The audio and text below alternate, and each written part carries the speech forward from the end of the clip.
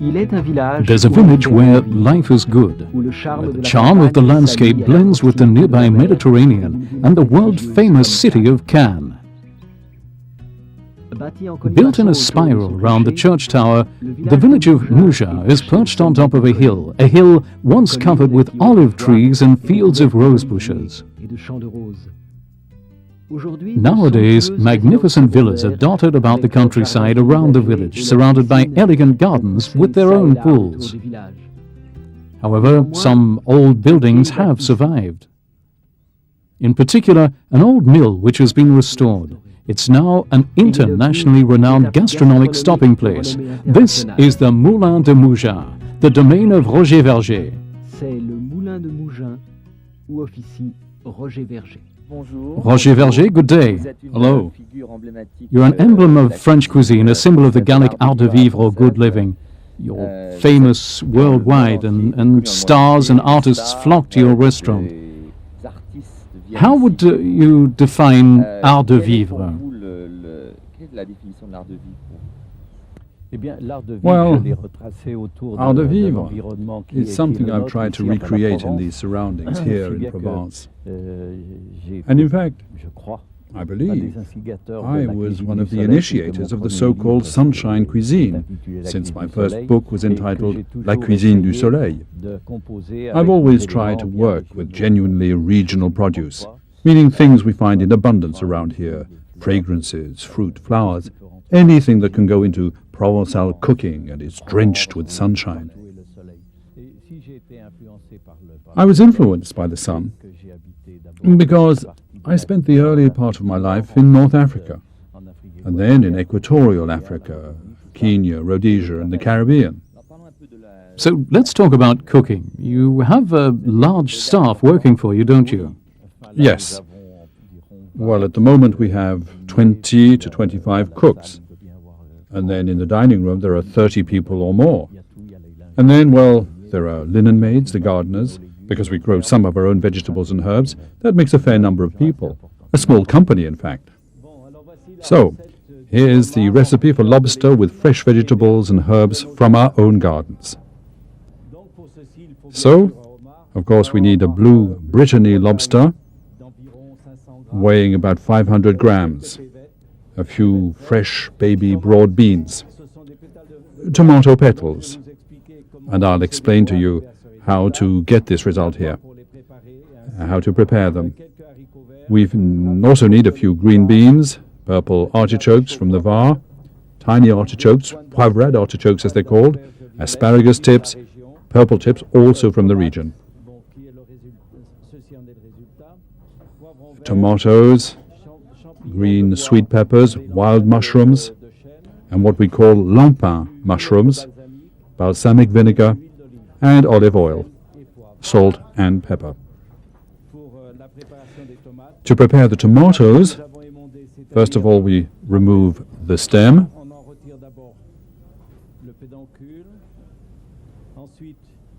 and the peduncle, and we soak them in boiling water for 1 to 2 minutes, and then we cut them into 4.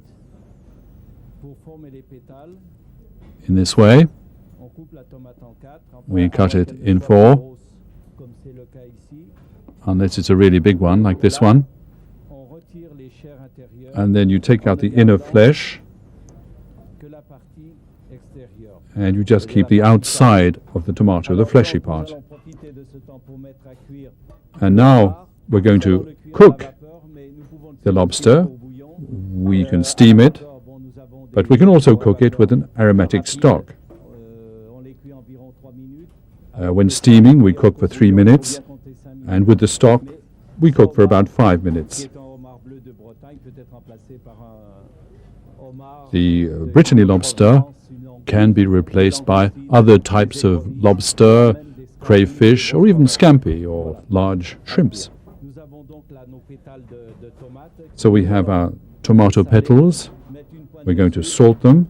We'll add a touch of sugar, arrange them on the oven plate, and then put them into the oven for about an hour. And this will give us these dehydrated tomatoes, which are not really cooked. As for the baby beans, they have to be removed from the pod.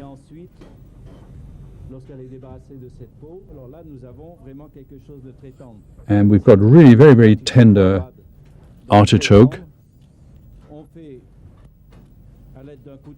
And using a very sharp knife, we remove the outer leaves, and then we go around the artichoke in this way. And now I'm going to cut it into 4 parts. I'll withdraw the middle, and I'll cook it in salted boiling water for about 5 to 6 minutes. Here are the asparagus, which are ready. Give me the artichoke when it's ready, and now the sweet pepper, which needs to be cut up and then diced. Now, for the lobster, I remove the shell in this way, and I'll keep the outer shell here for decoration later, which I'll be preparing. I cut the tail in 2. I remove these dark parts. There's a kind of appendage inside that you find in all kinds of lobsters or shrimps. So I've got 2 very clean parts. And now as for the legs, I remove it with the cartilage, the hard part. And what you can do is to keep 2 or 3 legs for decoration. And now I'm going to prepare the sauce. To do this, I take a pinch of salt, and then I add roughly a teaspoonful of balsamic vinegar. I grind some fresh pepper,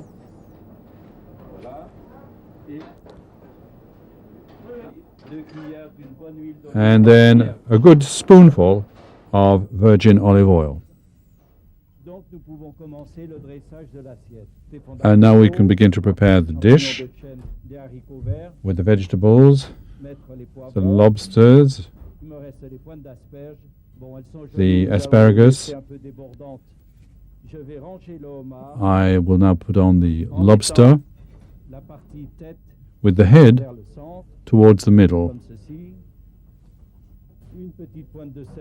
A little dash of salt for the lobster.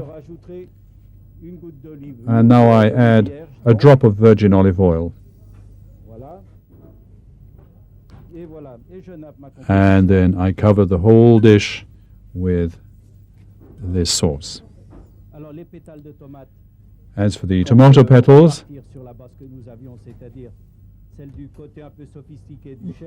we can have a kind of sophisticated approach with a little crown and with the flat leaf parsley and the chervil, which gives the final touch of freshness. So here is the fresh lobster salad that we've made with lobster, but as I said, you can also make it with other crustaceans such as crayfish, shrimps, scampi, or crabs even.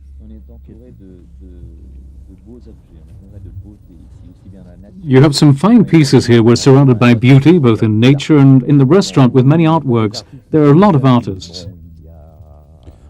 Yes, they're artists, but artists who are good friends. To start with the oldest, there's a little touch of Picasso, because Picasso was our neighbor, and then there's Miro. We have no Chagalls, unfortunately, but then you can't have everything. And then there are all the people who came to the Moulin quite often.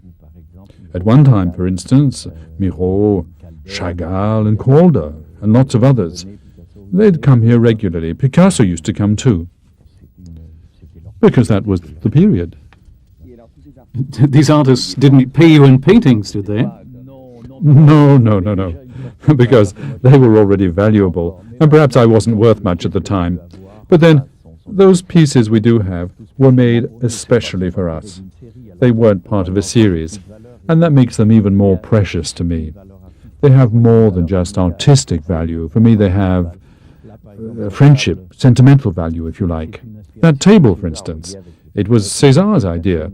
We make these breakage tables, as we call them, with our broken plates. And all of this shows the kind of artistic friendship we have. Between artists, there's mutual recognition and appreciation. Many of the pieces testify to the affinities the master of the house has with the world of artists. Picasso was charmed by this idyllic place and would often come here before he died in 1973. Everything here speaks of joy and good living, as the artist Armand loves to say. Here one gets such a wonderful, kind reception. So much care is given to everything that you can't help but feel at home. There's the little touches. He pays so much attention to his friends and to his faithful clients that once in a while he makes something that isn't on the menu. It's an immense pleasure. Yes, I have friends like César, Armand, Folou, Farid, Tobias, Sosno, then all the others, those who are here around us. I mean, those who live at least some part of their time on the French Riviera. They are my friends. They live here. So you could say that they acknowledge, as it were, the hand that feeds them. So here is bass in a coulis of herbs made from cress puree with nasturtium leaves, herbs. I've exaggerated a little bit there, but we are in Provence, so we can do whatever we like. Shallots, tomatoes, potatoes, with which I'm going to make a puree, butter, cream, white wine, and then the result of our puree of cress leaves and nasturtium leaves. So the puree, you have to cut up the potatoes. You either steam them or boil them in salted water, beginning with cold water. And then we'll now start the cooking. So we have blanched tomatoes, that is to say they've been dipped into boiling water. And now we can peel them very easily. I've cut them into 4. I've withdrawn the central part with the seeds, and now I'll dry them in the oven at about 80 to 100 degrees. Here I've made an incision. I remove the head behind the gills. I make an incision along the back, along the backbone. You can see the backbone here.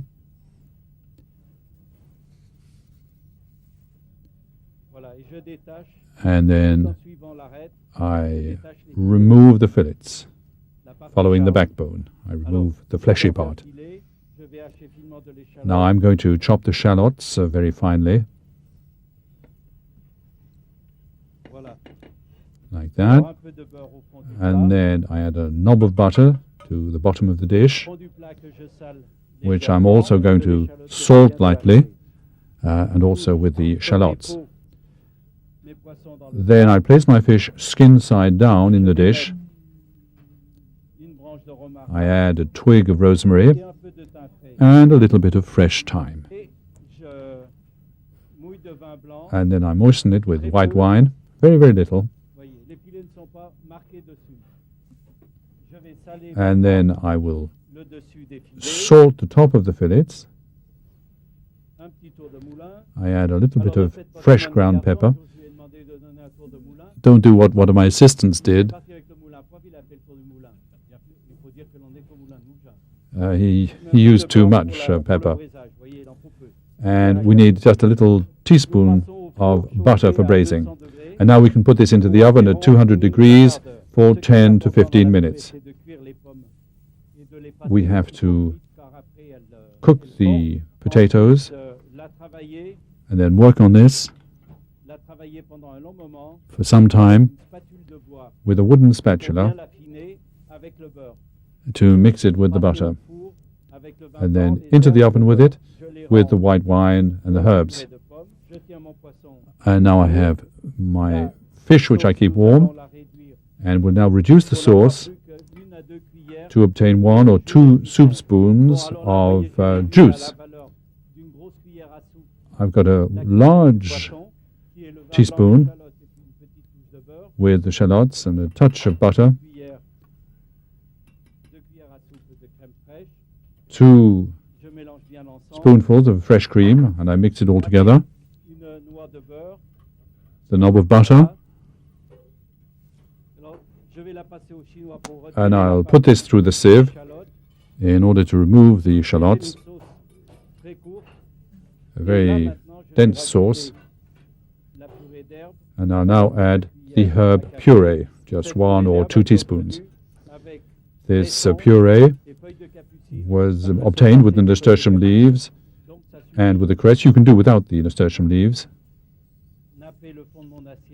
And this goes into the bottom of the plate, and I decorate with the nasturtium leaves and with flowers and the tomato quarters.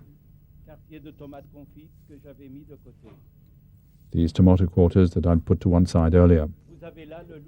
So here you have a Mediterranean bass in a herb sauce with Provence white wine, which you can now serve during the rest of the meal. See,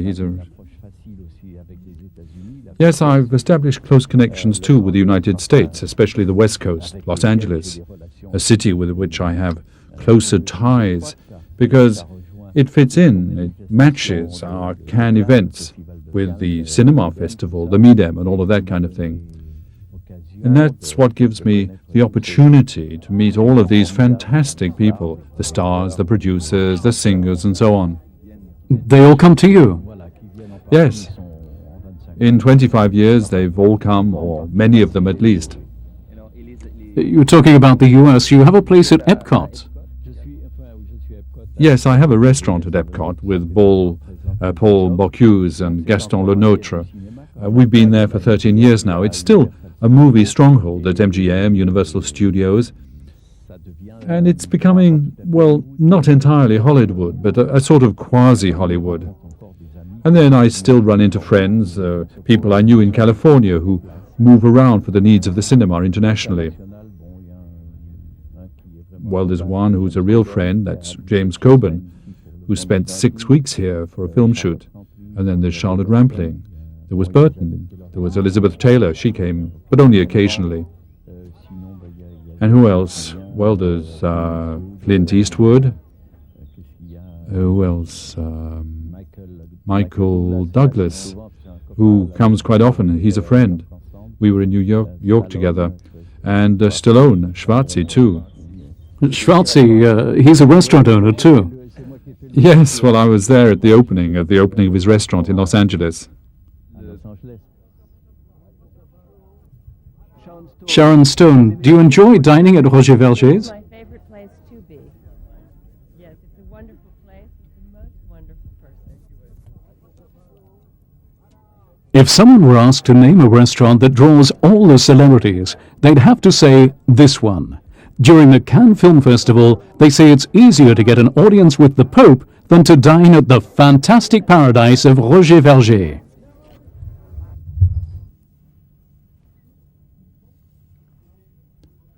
Now, since this is the season for cherries, let's make the most of them. And now I'm going to prepare for you a cherry batter pudding in almond cream. Here we have 650 grams of cherries, nice and ripe. These are burlap cherries, but you can replace them with other cherries or other fruits such as yellow plums or apricots.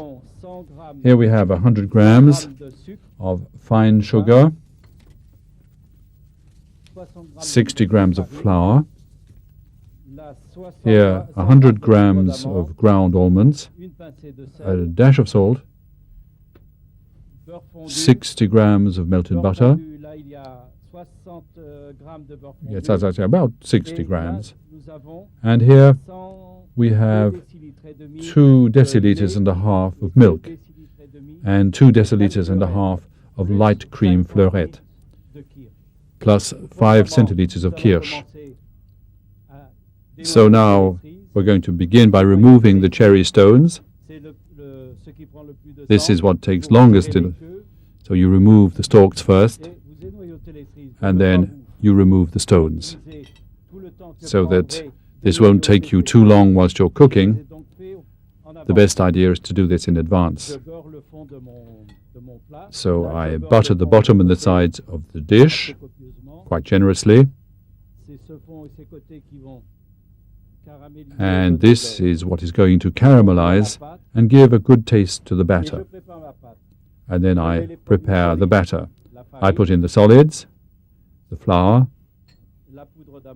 the ground almonds, the sugar, and a dash of salt. And then I whisk these ingredients together.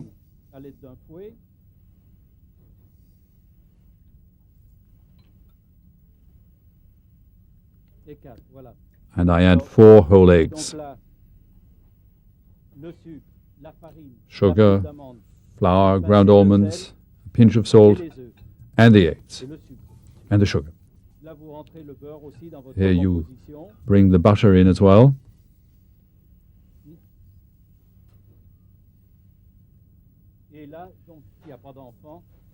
And if there are no children, of course, you can add a touch of kirsch.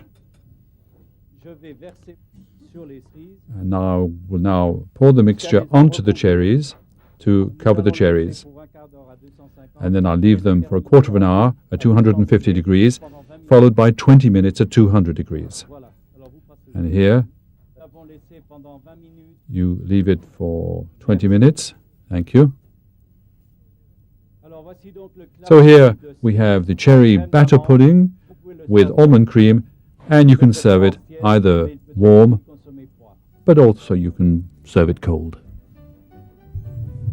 The cellar at the Moulin de Mougins boasts the best vintages in France and liquors and wines from all over the world.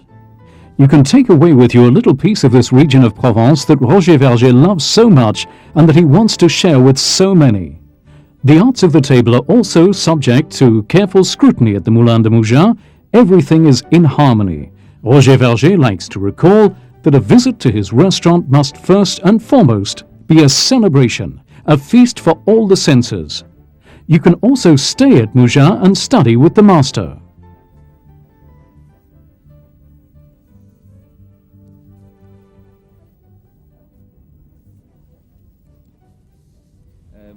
You have a second restaurant, the Amandier. Yes, l'Amandier. Yes, we opened in 1977. And l'Amandier is also an old mill. And I know you're going to tell me that I'm collecting old mills.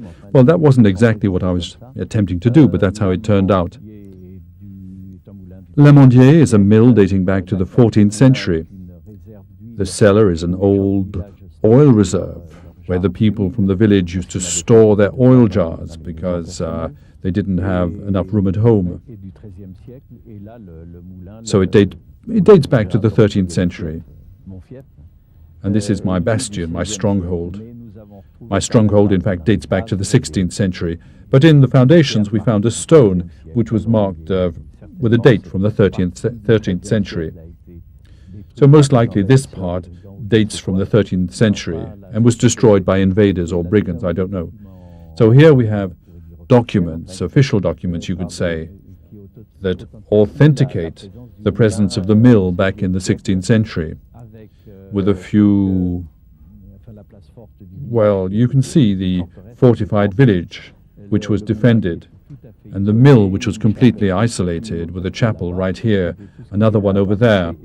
That's all you could see, and then the olive trees.